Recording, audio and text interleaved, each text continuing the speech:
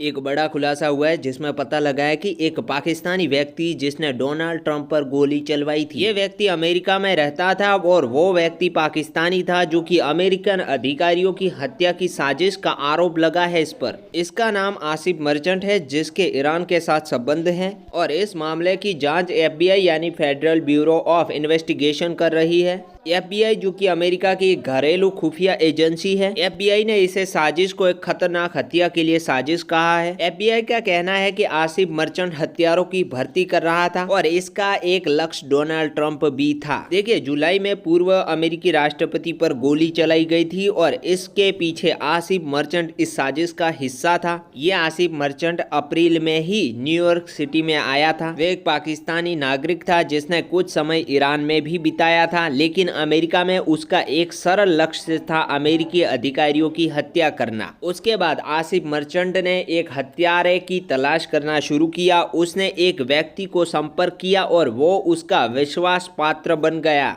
जून में ही आसिफ मर्चेंट ने उससे मुलाकात की और अपनी मांगे बताई और उसमें लगभग 30 पुरुष और महिलाओं की आवश्यकता थी और ये 3 काम करने थे। एक व्यक्ति के घर से दस्तावेज और USB ड्राइव चुराए, दूसरा राजनीतिक रैलियों में विरोध प्रदर्शन की योजना बनाए और तीसरा हत्या करे। और ये बैठकें और मुलाकातें कुछ समय के लिए चली और मर्चेंट ने संभावित हत्याकांड के विभिन्न परिदृश्यों की योजना बनाई, लेकिन आसिफ मर्चेंट को यह पता नहीं था कि उसका जो विश्वास पात्र है वो FBI को सूचना दे चुका था। वह एक वास्तव में FBI एजेंट था। उसने हत्यारों को कोड भी दिया था और उसकी योजना थी कि वो हत्या से पहले देश छोड़ दे, लेकिन उसे जल्द ही गिरफ्तार कर लिया गया।